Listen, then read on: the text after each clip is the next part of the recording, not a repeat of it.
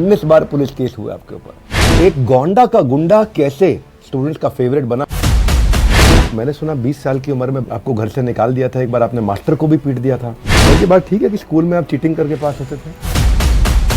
मैंने सुना आपकी माता जी आपको खूब पीटती भी थी। मदिरालय में मैंने सुना आप 6 महीने बार टेंडर का काम करते रहे। क्या टीचर से ये सब चीजें अपेक्षित होती हैं आज के समय में? तो आपके एस्पिरेशन कुछ अलग थे कि भाई मैं या तो करूंगा ठेकेदारी या करूंगा राजनीति। नमस्कार, विवेक बिंद्रा बोल रहा हूं, founder and CEO BadaBusiness.com। Welcome to the second season of the Bada Bharat show, a tribute to India's global brand ambassador. ऐसे लोग जो भारत को बड़ा भारत बनाते हैं, उन्हीं की कहानियां हम आप तक पहुंचाते हैं। आज के जो हमारे मेहमान हैं, उन्होंने भारत को सिर्फ बड़ा नहीं बल्कि पढ़ा लिखा भी बनाया। कंटेंट ऐसे समझाते हैं कि बच्चे एक बार में घोट कर पी जाते हैं। दबंग है, हर चीज में इनका अपना एक ढंग है। इन्होंने 10% कंटेंट ये अपने चैनल पे फ्री देते हैं और 501 रुपए का एक फाउंडेशन कोर्स चलाते हैं। अनकन्वेंशनल तरीका इनका पढ़ाने का, इसलिए वायरल वीडियोस भी इनके बहुत पसंद करते हैं लोग। आज सुनेंगे इन्हीं की ज़बानी खुद बिगड़े हुए बच्चे से बच्चों की बिगड़ी बनाने की कहानी। बच्चों की जो बिगड़ी इन्होंने सुधारी है। तो ऐसे मुझे पता लगा कि पूछूंगा आपसे अवध जी अभी मैं कि आप बहुत बिगड़े थे क्या। तो आज हैं हमारे साथ में अवध ओझा सर। सर आपका बहुत बहुत स्वागत है। एक्साइटेड है आपसे मिलके, मजा आएगा। आज बहुत सारी आगे पीछे ऊपर नीचे खूब चर्चा होने वाली और वीडियो लोगों को पूरा देखना चाहिए। 19 साल के थे आप जिस समय 19 बार पुलिस केस हुआ आपके ऊपर। इतनी शैतानी, फिर चाहे सट्टा हो या कट्टा, फिर चाहे रंगबाजी हो या बमबाजी। तो ये डाकू रत्नाकर ऋषि वाल्मीकि बने और जब उनकी मुलाकात नारद मुनि से हुई, अंगुली माल संत बने जब वो भगवान बुद्ध से मिले। ये लड़ाई से पढ़ाई तक का सफर आपने कैसे तय किया? एक गोंडा का गुंडा कैसे स्टूडेंट्स का फेवरेट बना? क्षमा चाहता हूँ ज़्यादा कड़वा लगे, पर क्या ये सच है झूठ है, आप ही बताइए। नहीं, ये बिल्कुल ही सच है। और गोंडा का बदमाश कह सकते हैं, खुराफाती कह सकते हैं। उसके पीछे वजह सिर्फ इतनी रही कि हमारे समाज में आज भी कमज़ोर लोगों को एक्सेप्ट नहीं किया जाता। शायद ऐसी ही कुछ पृष्ठभूमि हमारी भी थी, क्योंकि मेरे माँ बाप को काफ़ी समय तक वनवास काटना पड़ा, गांव से बाहर रहना पड़ा, बड़े परेशान रहे। तो उसी पृष्ठभूमि में वो गोंडा में एक कहानी शुरू हुई बदमाशी की। उसे मैं नहीं कहूँगा, सेल्फ डिफेंस ही कहूँगा। और मैं क्लास 10th में था जब पहली बार मेरे ऊपर केस हुआ। और क्या केस था वो? पहला केस कुछ नहीं था। मैं क्लास, बड़ी पुरानी सी कहानी थी। एक हमारे सोसाइटी में रहते थे सिंह साहब, तो उन्होंने क्लास 6th में या 7th में मुझे पीटा था। तो जब मैं क्लास 10 में था तो मेरे साथ मेरे 2 मित्र थे, अजय शुक्ला जी है, हरिओम तिवारी जी। हम दोनों तीनों लोग आ रहे थे सिगरेट पीते हुए, और वो साहब सामने से आ रहे थे। तो मैंने अपने तिवारी जी जो मेरे दोस्त हैं उनसे मैंने कहा यार मैं छोटा था तो इसने मुझे मारा था एक बार। कहा तो आज पैरेलल कर लेते हैं। तो मैं कर लेते हैं। और फिर हम तीनों आदमी ने उन साहब को बहुत मारा, और यहीं से एक कहानी शुरू होती है। क्योंकि जब हम कोतवाली गए, श्री आत्माराम दुबे जी कोतवाल थे, मुझे याद है, तो उन्होंने हमें समझाया कि देखो बेटे, लड़ाई झगड़ा नहीं करना चाहिए और ये सब अच्छी बातें नहीं होती है। पर उस घटना के बाद से जो इज्जत मिली, मतलब उससे पहले ये आलम था कि कोई स्कूल में क्लास में मेरा बैग फेंक दे उठा के, मेरी जो होमवर्क की कॉपी होती थी उसमें लड़के गोद देते थे, कोई मेरी छुट्टियाँ हुआ करती थी बड़ी सी, उसको पकड़ के खींच देता था। लेकिन वो एक घटना ने पूरा जीवन बदल दिया। मतलब इतनी इज्जत मिलनी शुरू हो गई, तो मुझे लगा ना यही जिंदगी सही है।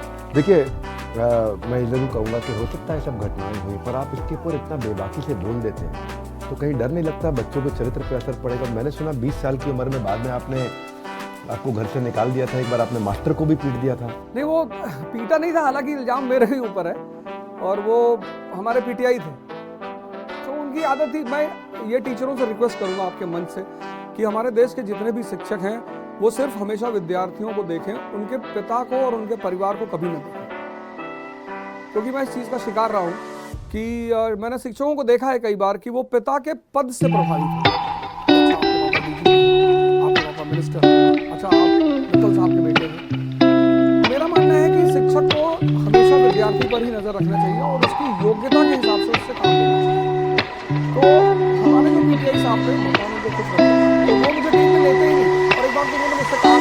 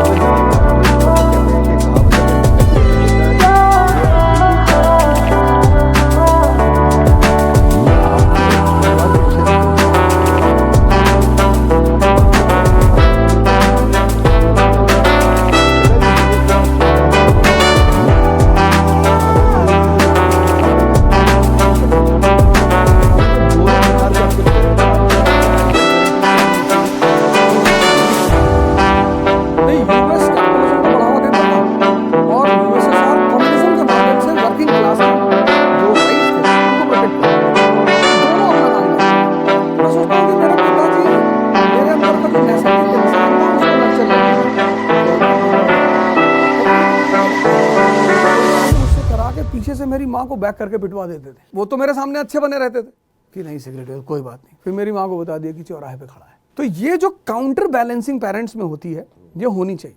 एक तरफ क्योंकि जब लड़का जवान हो रहा होता है तो उसके अंदर ताकत होती है, बागीपन होता है, तो एक आदमी जब उसके साथ होता है तो उसके बिगड़ने के चांस कम होते हैं। वो अपने उस, जैसे आप अपने बच्चे के दोस्त हैं तो वो आगे आपको बता देगा कि पापा स्कॉच पी थी आज, तो आपको पता तो चल गया।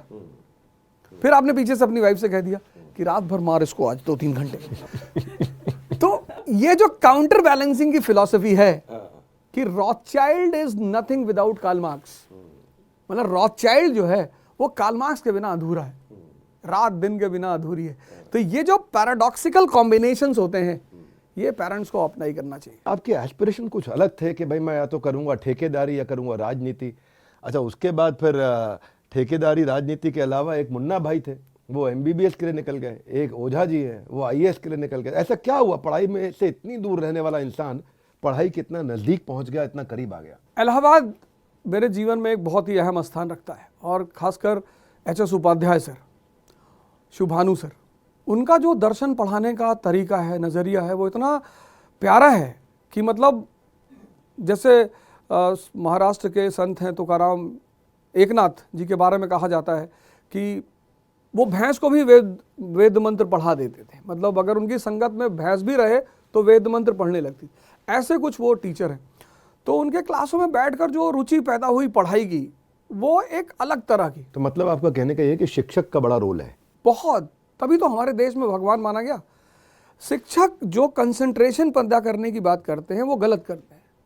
शिक्षक को पढ़ाई में रस पैदा कराना चाहिए, क्योंकि जहां भी रस पैदा होगा वहां कंसंट्रेशन पैदा होगी। Guys, let's acknowledge it.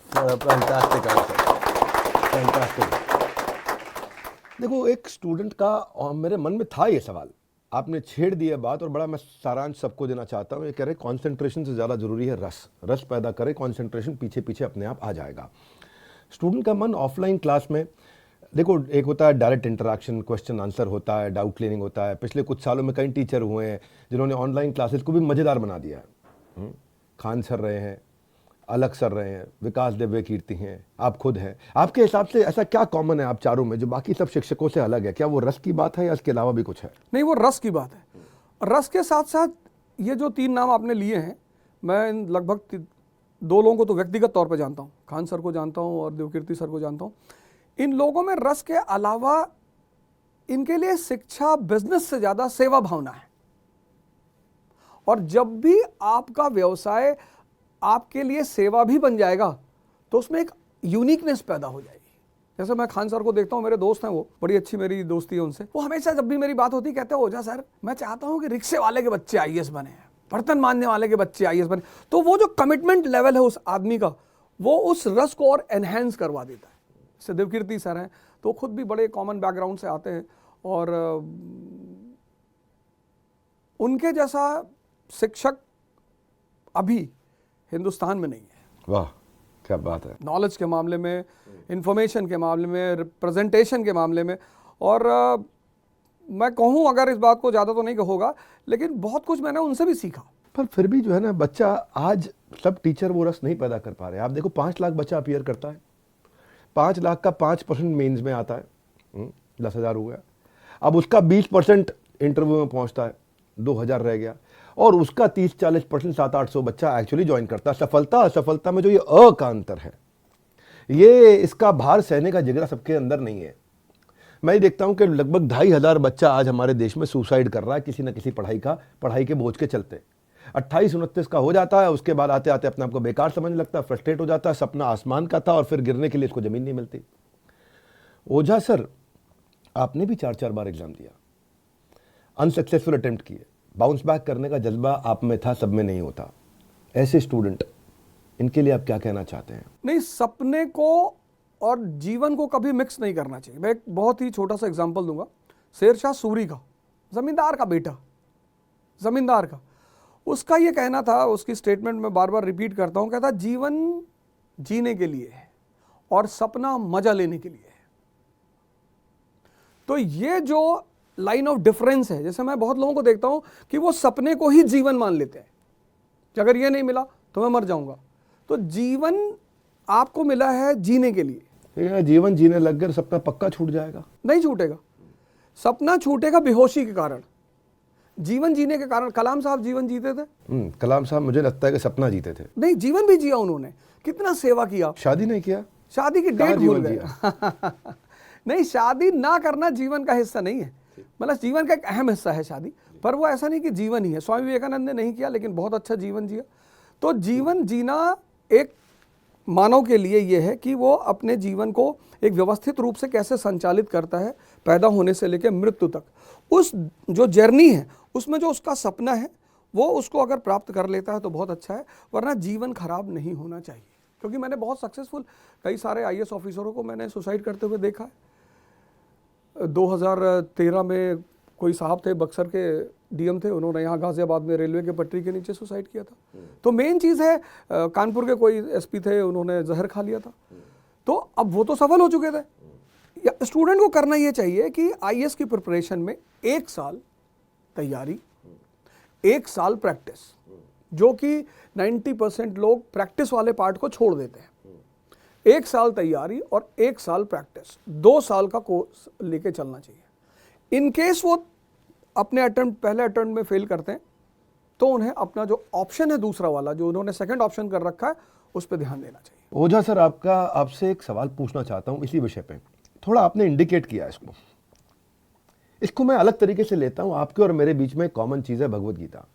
अभी हम चर्चा कर रहे थे, लोगों को नहीं मालूम, वीडियो से पहले चर्चा हो रही थी हमारी, और बातचीत कर रहे थे भगवत गीता के विषय में, यथारूप यथार्थ, खूब गीता पे चर्चा होता। आपके भी एक संत सन्यासी गुरु हैं, हमारे भी एक संत सन्यासी गुरु हैं। इनके जीवन में जब कोई ब्रह्मचारी बनता है और सन्यास की तरफ जाता है, 25, 30 और 35 साल की उम्र में मन में बहुत संशय रहता है कि कंटिन्यू करूं या गृहस्थ में जाऊं, कंटिन्यू करूं या गृहस्थ में जाऊं। आईएएस की तैयारी करने वाले का जिंदगी भी सेम रहता है। उसको लगता है ज्यादा कंटिन्यू कर गया ब्रह्मचारी आश्रम संन्यास, 35 के बाद शादी करने की इच्छा पैदा हुई तो कोई शादी करने वाला मिलेगा नहीं, काम करने वाला मिलेगा नहीं। आईएएस की तैयारी करने वाले को लगता है यार 2 अटेम्प्ट, 3 अटेम्प्ट, 4 अटेम्प्ट मेरे साथ किया, अब 1 लाख रुपए महीना में पहुंच गए, और मैं कहीं वापस जाऊंगा तो 20,000 रुपए की नौकरी मिलेगी, ना आईएएस बना ना यहाँ बना, तो बीच में छोड़ के निकल जाता हूं। ये दोनों के जीवन में, चलो संत सन्यासी को छोड़ो क्योंकि आप सिविल सर्विसेज की तैयारी कराते हो, उन्हीं का उत्तर दीजिए मुझको, किस समय डिसाइड करना चाहिए कि आप छोड़ के दूसरे रास्ते निकल पड़ो? 22 साल में आदमी को पहला अटेम्प्ट देना चाहिए।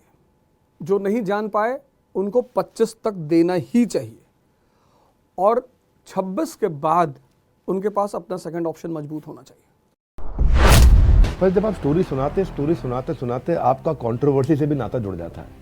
हमें देखते हैं भगवान कृष्ण को आपने यादव समुदाय ने उनको खूब पीटा, उस पर चर्चा कर दिया आप। फिर हम देख रहे राहुल गांधी को आप बोलते हैं इसको तो पॉलिटिक्स में रहना नहीं चाहिए, किसी काम का आदमी नहीं। टीचर को पढ़ाते वक्त क्या ये सब बोलना चाहिए? क्योंकि कंट्रोवर्सी फेवरेट चाइल्ड तो सुना था, पर कंट्रोवर्सी फेवरेट टीचर हम आज देख रहे हैं।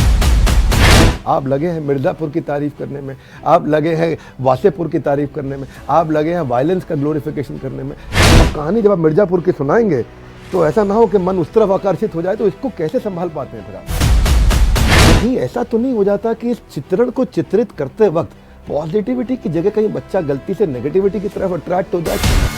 फिलॉसफी की आप बहुत क्लास लेते हैं, चर्चा करते हैं, हिस्ट्री के आप एक उत्तम टीचर, शिक्षक है हमारे देश में, और मैं कई बार आपके वीडियो में भी देखा, नोटिस किया कि आप सिद्धांतों पे, फिलॉसफी पे, प्रिंसिपल्स पे भी काफ़ी चर्चा करते हैं। ये कैपिटलिस्ट सोशलिस्ट इकोनॉमी पे अब मैं चाहता हूं कि इस पे आपको क्या लगता है कि हमारा देश प्रगति कौन सी लाइन पे कर सकता है? Capitalism should be the priority and socialism should be the goal. ठीक है, वेरी गुड, वेरी गुड। तो आप कैपिटलिज्म के माध्यम से लोगों की जीवन में खुशहाली, प्रगति लाना चाहते हैं, ये कह रहे हैं? यूपी बिहार में जिस दिन इंडस्ट्री लगेगी, जॉब मिलेगी, सोशल इक्वालिटी पैदा होगी, इकोनॉमिक एम्पावरमेंट पैदा होगा, इकोनॉमिक एम्पावरमेंट पैदा होगा, सोशल इंडिपेंडेंस पैदा होगी। जो हमारी अमेरिका की फिलॉसफी है, जिसमें आज कहते हैं कि भाई वाह पूंजीवाद, लेकिन पर कैपिटा इनकम इतना अच्छा इसीलिए है क्योंकि वहाँ पे आप आखिरी तबके तक पहुँचा जा रहा है उसका। लेकिन तो इसका मतलब ये है कि आप कहते हैं कि भाई बिजनेस बढ़ना चाहिए, इंडस्ट्री लगनी चाहिए। तो आज गौतम भाई अडानी के साथ जो हो रहा है, हमारे ही देश के लोग जयचंद उनके खिलाफ हो गए। ठीक है, उनकी रिपोर्ट ऊपर नीचे हुई है, ठीक है, थोड़ी रिपोर्ट, लेकिन बिजनेस तो चल रहा है उनका, कैश फ्लोज तो है, फंड तो मैनेज हो रहा था। अब ये बात हुई आज कुछ दिन हो गए, आज ये वीडियो पब्लिश हो रहा है, लेकिन फिर भी मैं आपका व्यू जानना चाहता हूं कि इस विषय में आप क्या कहना चाहते हैं? नहीं, इस विषय में मुझे ज़्यादा जानकारी नहीं है, लेकिन मैं जब तक अगर अडानी जी का बिजनेस में अप्स एंड डाउन चलते रहते हैं, मतलब डाउनफॉल और अपराइजिंग चलती रहती है, वो मुद्दा नहीं है। लेकिन बिजनेस में जो फेक एंट्रीज हैं अगर वो बाहर आती हैं तब अडानी जी दोषी माने जाएंगे।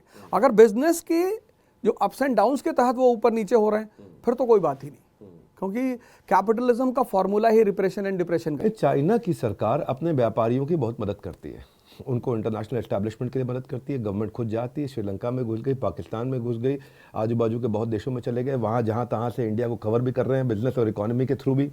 मिलिट्री एक अलग। हमारे देश में जैसे ही कोई गवर्नमेंट, कोई भी गवर्नमेंट हो, वो किसी बिजनेसमैन को सपोर्ट करने की कोशिश करती है तो उसके ऊपर सवाल पैदा हो जाते हैं। आप इसको किस नज़रिए से देखते हैं? नहीं, ऐसा बिल्कुल नहीं। बिजनेसमैन पर सपोर्ट तो होना ही चाहिए।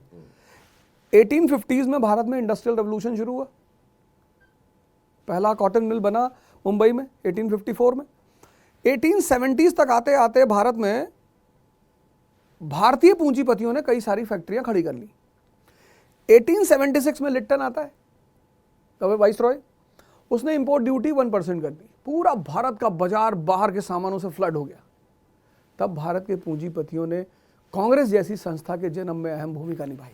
दुनिया का हर देश जानता है कि मेरी ताकत मेरे पूंजीपति हैं। 2 मिनट के लिए और आगे चलते हैं हम। आप लगभग 19th सेंचुरी तक चले ही गए थे, मैं थोड़ा 25-50 साल और टाप लेता हूँ आपके साथ में। 1970s में बंगाल के अंदर तब बहुत बिजनेस हुआ करता था, क्योंकि बिजनेस के लिए as a territory, as a state वो बहुत बढ़िया है। लेकिन वहाँ पे भी वो पूंजीपति श्री बिरला जी को नग्न अवस्था में अंडर गारमेंट्स के अंदर गाड़ी से उतार के कि तू पैसा खा गया गरीबों का, पोस्ट ऑफिस से लेकर के बैंक तक पैदल चलाया था, जिसके कारण उसी रात को बिरला ग्रुप ने पूरा ऑपरेशन वहाँ से उठा के बंगाल से मुंबई ले गए। तो इसका इम्पैक्ट आज तक पड़ता है। तो मैं तो ये जब मैं देखता हूँ तो मैं जानना चाहता हूँ कि आपके जैसे गुरु और शिक्षक इसको किस दृष्टिकोण से देखते हैं और क्या शिक्षा देना चाहते हैं देश को, कि हमारे देश को व्यापारियों को किस तरह से देखना चाहिए? इंडियन जो सोशलिस्ट हैं वो बहुत ज़्यादा, सोशलिस्ट होना अच्छी बात है, पर उनके बारे में मुझे एक चीज़ बड़ी प्यारी पता है कि वो बात करते हैं सोशलिज्म और लेफ्ट विंग की, कॉफ़ी पीते हैं स्टारबक्स में। क्या अर्थ हुआ इसका, थोड़ा समझाइए। वो नेता कम एजेंट ज़्यादा हो जाते हैं। या तो आप स्टारबक्स में कॉफ़ी मत पियो, आप लेवाइस की पैंट मत पहनो, आप कार्टियर का चश्मा मत लगाओ, तब तो हम आपको मान लेंगे लेफ्ट विंग के लीडर हो। आप कार्टियर का चश्मा पहन के टहल रहे हो, तो जो आदमी कार्टियर का चश्मा पहन के टहल रहा है वो कहाँ से लेफ्ट विंग का लीडर हो जाएगा? मैं किसी का नाम नहीं लूँगा, आपने भी बहुत लोगों को देखा होगा। तो कार्टियर तो मेरे ख्याल से एक मिडिल क्लास को पता ही नहीं होगा कि कार्टियर होता क्या है। वैसे आपने कह दिया, मैं किसी का नाम नहीं लूंगा, हम लोग भी कोई ब्रेकिंग न्यूज़ चैनल नहीं है, लेकिन इच्छा तो ठीक है, नाम ले दीजिए किसी एक आधे का। नहीं, मैं क्या किसी को दुखी नहीं करना चाहता, क्योंकि फिर आदमी सीधे अपने ऊपर ले लेता है। अगर आप नज़र रखेंगे, वैसे भी इतने सारे शोज चलते रहते हैं, डिबेट होता रहता है, तो आप अब की बार जब मैं कहूँगा आपके मन से लोगों को कि जब लोगों को देखें तो उनके चश्मे पे ज़रूर नज़र रखें कि चश्मा कौन सा पहना है। तो अब गांधी जी जब वो कहते हैं कि मैं गरीबों का मसीहा हूँ, तो उनका अटायर है भी उस मसीहा का। टेड बेकर का आप शूज़ पहने 1 लाख रुपए का, और आप कहते हैं मुझे गरीबी मिटानी है। आप गरीबी नहीं मिटा रहे हैं, आप एजेंट हैं किसी पार्टी के, और आप उसी बहाने भारत के पूंजीपतियों पर हमला कर रहे हैं। तो ये अक्सर हुआ है इस देश में, ये कोई नई बात नहीं है। टाटा जब अपना प्लांट अभी रिसेंटली लगाना चाहती थी, नैनो का प्लांट बंगाल में, कितना बवाल हुआ, उसे वापस गुजरात जाना पड़ा।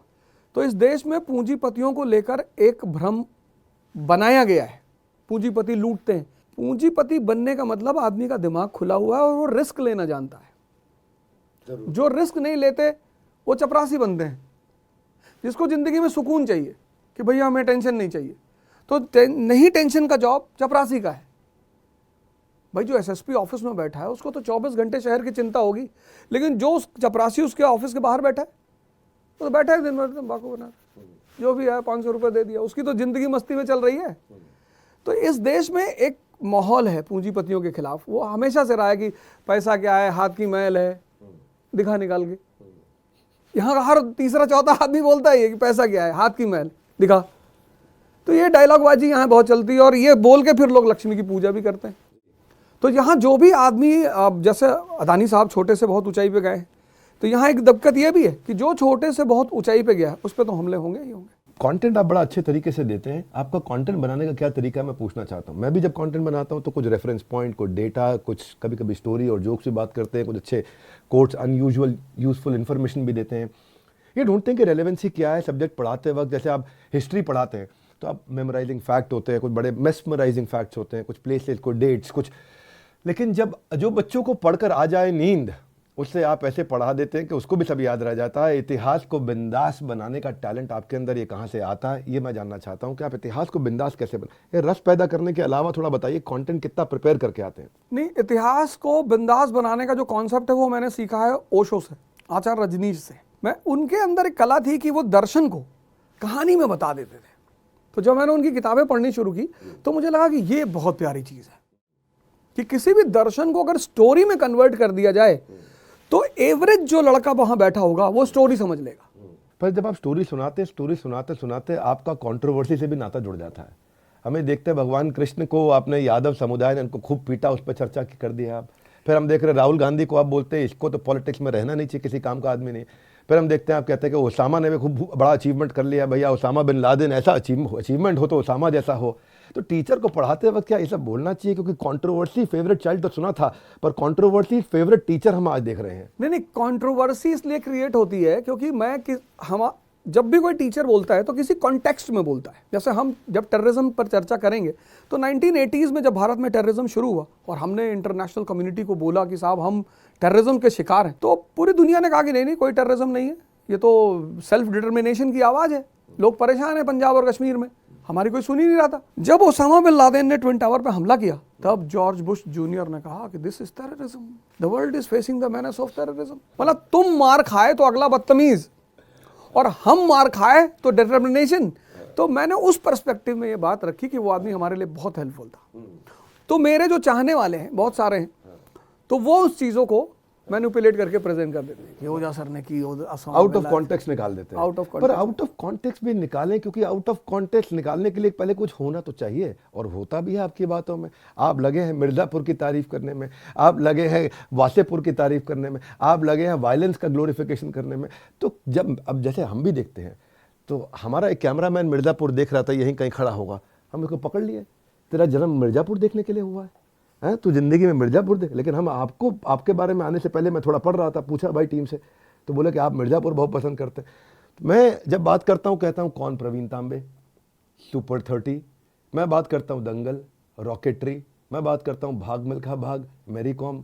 तो जब मैं आपका ये देखा तो मुझे ये लगा कि ये कहीं ऐसा तो नहीं हो जाता कि इस चित्रण को चित्रित करते वक्त पॉजिटिविटी की जगह कहीं बच्चा गलती से नेगेटिविटी की तरफ अट्रैक्ट हो जाए। क्योंकि कहानी आप ओशो से सीख के सुना देते हैं, अब कहानी जब आप मिर्ज़ापुर की सुनाएंगे तो ऐसा ना हो कि मन उस तरफ आकर्षित हो जाए। तो इसको कैसे संभाल पाते हैं फिर आप? नहीं, मेरा उद्देश्य ये होता है कि लड़के को थॉट प्रोसेस को दिखाना। जैसे मिर्ज़ापुर के जो कैरेक्टर्स हैं उसमें एक अखंडानंद त्रिपाठी का कैरेक्टर है, साउंड कैरेक्टर, मतलब उतना प्यारा कैरेक्टर कुछ भी कर सकता है।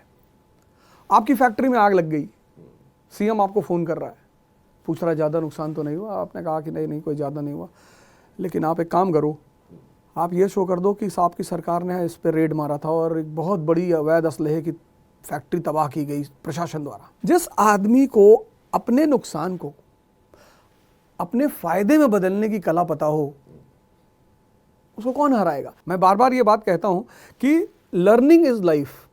बहुत बढ़िया। अगर आप सीखते नहीं हैं तो आप जीवित नहीं है। Studying is not life. अगर पढ़ा नहीं जिंदगी होता तो सारे पुरोहित दुनिया में उच्चतम पदों पे बैठे होते।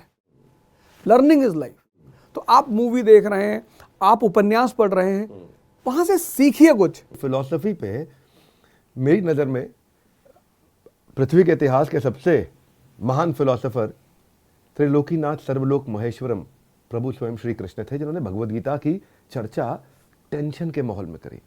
यूक्रेन रशिया के वॉर में जो टेंशन है वो क्या, कभी बम पड़ा, कभी रुका, कभी वहां लगातार चल रहा, शंख बज चुके हैं, तीर चल रहे हैं एक के बाद एक। भगवान कृष्ण बोल सकते थे अर्जुन क्या करना, लड़ फटाफट से, तू उस समय रात को कमरे में बात कर लियो मुझसे, अभी कह रहा युद्ध नहीं करूंगा। भगवान कृष्ण ने पूरी गीता सुना दी, वहां पे शांति बनाए रखी उधर। वो अखंडानंद त्रिपाठी बता रहे थे आपको, वो असली कैरेक्टर कृष्ण, मुझे लगा कि वो और अखंडानंद त्रिपाठी कहीं लार्जर वर्जन है, इतना लार्जर वर्जन के भाई इस समय इतना पीस के भाई आपने क्या बताया, नेगेटिव परिस्थिति को अपने पॉजिटिव में बदल दिए। कृष्ण ने भी इतनी नेगेटिव परिस्थिति में भगवद गीता दे दी हमारे को। मैं आपसे ये प्रश्न इसलिए करने जा रहा हूँ, चर्चा इस पे इसलिए छेड़ रहा हूँ कि आप गीता पसंद करते हैं, मैंने सुना बहुत ज़्यादा, बहुत, और गीता का काफ़ी गुणगान भी करते हैं आप। ये गमछा जो है ये स्वामी अड़गड़ानंद जी का है और यथार्थ गीता उन्होंने लिखी है, तो आज मैं लेके आना भूल गया, पर मैं आपको भिजवाऊंगा, आप जरूर उसकी टीका पढ़ें। कैसे नहीं, बिल्कुल पढ़ेंगे, एकदम पढ़ेंगे, पढ़ के आपको बताएंगे हमने क्या सीखा उसमें। मैं ये जानना चाहता हूँ गीता ने आपकी जिंदगी पे क्या प्रभाव डाला, उससे कोई एक दो शिक्षा जो आप देना चाहें, क्योंकि गीता मेरे हृदय के बहुत नजदीक है। मन का सबसे बड़ा अस्त्र है पेशेंस, ये मैंने गीता से सीखा। जिसका मन शांत है उसके पास ऐसे ऐसे विचार है, मतलब जो मैं कभी कभी सोचता हूँ, मैं क्लास लेता हूँ या कोई नया टॉपिक पढ़ाता हूँ तो एक इनर थॉट आता है जो मुझे भी नहीं पता होता कि ये मैंने कहाँ पढ़ा था। यानी मन का अपना कोई वजूद ही नहीं है। तो बिना, कबीर तो गाली देते हैं मन को, कबीर तो बहुत गुस्सा है मन पे, कहते तू है रंडी फिर भी हंडी। मतलब भारत के एक ऐसे संत हैं जिन्होंने मन को गाली दी, किसी ने गाली नहीं दी, क्योंकि ये सुबह रात में तो कहेगा कि कल सुबह 4 बजे उठना है, रात में पूरी तैयारी करवा देगा, अलार्म लगवा देगा और जॉगिंग ट्रैक सूट रखवा दिया, सब कुछ रात में सेट करा दिया कि सुबह उठना है। और जब 4 बजे अलार्म बजेगा तो यही बोलेगा कि 5 मिनट और अगली बार नींद खुलेगी सुबह 8:30 बजे। इस दुनिया में 95% लोग बाहर से नहीं परेशान हैं, अपने मन से परेशान हैं। इस पे एक श्लोक भी सुना देता हूँ। कृष्ण कहते हैं, चंचलम ही मना कृष्ण प्रमाथि बलवदृढ़म तस्याहम निग्रहम मन्ये वायुरिवस्तु दुष्करम। कि हे अर्जुन, ये मन चंचल है, चंचलम ही मना कृष्ण, प्रमाथि ये पागल भी है, बलवद बलवान भी है, दृढ़म जिद्दी भी है। और क्या कह रहे हैं कि अर्जुन वायुरिवस्तु दुष्करम, तुम इस मन को, तुम वायु के बवंडर तूफान को अर्जुन कंट्रोल कर लोगे अपने तीरों से, लेकिन मन नहीं कंट्रोल कर पाओगे। अर्जुन घबरा गया था। बाद में कृष्ण ने उसका उत्तर भी दिया कि उपाय क्या है। उपाय उन्होंने बताया था कि अभ्यास न तो कौनते वैराग्य न च गृह्यते, बाय डूज एंड डोंट्स है। वो ले चलता हूँ एक नई जर्नी पे। ये जर्नी है रैपिड फायर की। इसमें मैं प्रश्न पूछूंगा, तुरंत आपको उत्तर देना है, तुरंत। अब जो मन में पहला उत्तर आए दे दीजिए अपने स्टाइल में, है ना। ये सोचने का समय नहीं दूंगा मैं आपको। उत्तर देने की सीमा आपकी है 5 सेकंड की। तैयार है? ठीक है। तो ओझा सर फंसाएंगे नहीं आपको, ऐसा कोई राजनीतिक प्रश्न नहीं करेंगे। ओझा सर की अब तक की सबसे बड़ी अचीवमेंट क्या है? शिक्षक की अचीवमेंट, शिक्षक के रूप में। अवध सर अपनी क्लास में हिस्ट्री से ज्यादा हिस्टोरी पढ़ाना पसंद करते हैं या हिस्ट्री पढ़ाना पसंद करते हैं? हिस्टोरी पढ़ाना पसंद करते हैं। ऐसी कोई चीज या इंसिडेंट जिससे आपको आज भी बहुत अफसोस है, यार ये गलत किया मैंने? एक आदमी का पैसा छीन लिया था। ओके। मिर्जापुर के अगले सीजन में अगर आपको बोला जाए आप भी काम करने आ जाएं तो चलेंगे? अखंडानंद जी के साथ करेंगे। आप खुद एक दबंग रहे हैं, तो क्या आपके स्टूडेंट आपसे डरते हैं? नहीं, डरने की जरूरत ही नहीं, मैं तो शिक्षक हूँ। शिक्षक से कौन डरता? प्यार करते हैं, बहुत प्यार करते हैं। अगर आप टीचर नहीं बनते तो क्या बनते? तब मैं भी मिर्जापुर में रहता। आप पॉलिटिक्स में इंटरेस्टेड है, सबको पता है। किंग बनेंगे, किंग मेकर बनेंगे? ना तो मैं किंग मेकर बनूंगा ना किंग बनूंगा, लेकिन हाँ मैं किंग को साथ रहूंगा, जो किंग्स बनेंगे, क्योंकि मैं चाहता हूँ कि ये हमारे किंग के एडवाइजर बनेंगे। एडवाइजर बनेंगे, राजपुरोहित। आपका फेवरेट कौन है, खान सर या विकास देवकीर्ति सर? मेरे फेवरेट है विकास देवकीर्ति सर, लेकिन मैं चाहता खान सर को बहुत हूँ। आपको आईएएस ऑफिसर ना बनने का कितना अफसोस है? अफसोस है, पर अब अचीवमेंट ने उसको ढक दिया है। आपके हिसाब से भारतीय इतिहास का सबसे बेहतरीन प्रधानमंत्री कौन रहा है? जवाहरलाल नेहरू। और सबसे कमजोर प्रधानमंत्री कौन रहा है? क्या आप मानते हैं कि आज अगर स्मार्टफोन नहीं होता तो किसी भी माध्यम से अवध ओझा सर इतने पॉपुलर हो पाते? नहीं हो पाते। सेक्स एजुकेशन का स्कूल करिकुलम में हिस्सा होना चाहिए कि नहीं? बिल्कुल होना चाहिए, नहीं तो ये जो दीवालों पे लिखा है निराश पुरुष मिले, इसकी संख्या बढ़ती जाएगी और देश परेशान होता जाएगा। ज़्यादातर आपके लेक्चर जो होते हैं वो स्पॉन्टेनियस होते हैं या प्लान्ड कंटेंट होता है? स्पॉन्टेनियस। स्पॉन्टेनियस। आपको सबसे मुश्किल सब्जेक्ट कौन सा लगता है? इथिक्स। आपको कोई ऐसा स्टूडेंट जिसने आपको बहुत तंग किया हो? स्टूडेंट हम ही से ज़्यादा परेशान रहते हैं। कोई ऐसा फेवरेट कोट, गोल्डन स्टेटमेंट, ऐसा मोटिवेशनल कोट जिसने आपको अपनी जिंदगी में बहुत ताकत दी? कर भला तो हो भला। एक बात जो आपने अपने फेवरेट टीचर से सीखी और आप सबको बताते हो? सेवा करनी चाहिए। आप हमेशा गमछा एक साथ में रखते हैं, तो ये आपके लिए क्या लकी गमछा है? मेरे गुरु ने मुझे दिया है, स्वामी अडगानंद जी ने, तो मैं जब भी कहीं जाता हूँ किसी प्रोग्राम वगैरह में तो मैं पहन के जाता हूँ। ओझा सर को किस बात से डर लगता है? माता जी से। ओझा सर को किस बात में सबसे ज़्यादा खुशी होती है? मेरे बच्चे सफल होते हैं, और खासकर वो लोग जब सफल होते हैं, जैसे मेरा एक स्टूडेंट है राजीव शुक्ला, अभी वो जेल अधीक्षक है बरेली का। तो जब वो मुझसे पहली बार मिलने आया तो मैंने पूछा कि राजीव, हिस्ट्री कौन सी है तुम्हारे पास, कौन सा ऑप्शनल है? कहा सर एंशिएंट हिस्ट्री। ऑप्शनल तो हिस्ट्री होगा, एंशिएंट थोड़ी होगा। और वो आदमी जब सफल हुआ, क्योंकि मुझे पता है कि सिर्फ डायरेक्शन का अभाव होता है। किसी को भी सही, जैसे आप कहते हो ना कि पूरा पैसा ले आओ, तो आपको डायरेक्शन पता है, आपका बिजनेस चल रहा है, आप पैसा कमा रहे हो, अच्छी बात है, नहीं तो आप पूरा पैसा ले आओ। तो आपको पता है ना कि मुझे डायरेक्शन पता है, ऐसा मुझे ही पता है कि मुझे डायरेक्शन पता है, मेरे पास नॉलेज भले ना हो लेकिन मुझे इस खेल का डायरेक्शन पता है कि ये करने पे आदमी जीत जाता है। तो जब उस तरह के लड़के जीतते हैं तो मुझे बहुत खुशी होती है। अवध सर, नई क्लास में नई किताबों की ताजगी बच्चों को ना बहुत अच्छी लगती है, खुशबू आती है किताब में। नई क्लास, नई किताब, लेकिन फिर धीरे धीरे जब वक्त निकलता रहता है, कंधे पे जो लटका बसता है ना, वो भारी लगने लगता है, पता नहीं चलता है। लेकिन आप जैसे टीचर्स को मेरा सलाम है, जो बच्चों के मन को ताज़ा रखना जिनका काम है। आपकी क्लास में बच्चे खूब हंसते हैं, क्योंकि आप जो है ना वो हंस और रस से जो है जो वो, तो आप एक गुरु नहीं है, आप एक गुरुकुल है। हर घर तक पहुंचाया आपने अपना स्कूल है। और आप सबसे मैं कहना चाहता हूं, जो सिविल सर्विसेज की तैयारी कर रहा है, या जो यूपीएससी का अटेम्प्ट करना चाहता है, या जिसका गोल स्टेटमेंट क्लियर नहीं है, या जिसको केवल ग्लैमर के लिए पढ़ाई कर रहा है, जिसको हिस्ट्री समझ नहीं आती है, जिसको पढ़ाई में डिसिप्लिन नहीं ला पा रहा है, जो माँ बाप की बच्चों की परवरिश को लेकर परेशान है, बच्चे अपने माँ बाप से परेशान है, इनको ये वीडियो पहुंचाइए। बहुत इंटरेस्टिंग चीज़ें बताई आज अवध ओझा सर ने, और बड़ी क्लैरिटी के साथ बात करते हैं, कॉन्फिडेंस से बात करते हैं, कन्विक्शन से बात करते हैं। और ऐसे टीचर्स से कई टीचर्स भी बड़े इंस्पायर होते हैं। अपने कमेंट्स में बताइएगा आपको कैसे लगा ये वीडियो, बड़ा भारत 2.0। और बस थोड़ा सा इंतज़ार, आ गया एक और बुधवार। हर बुधवार को हम लेके आते हैं बड़ा भारत शो। हमारे साथ इस मंच पे आने के लिए आप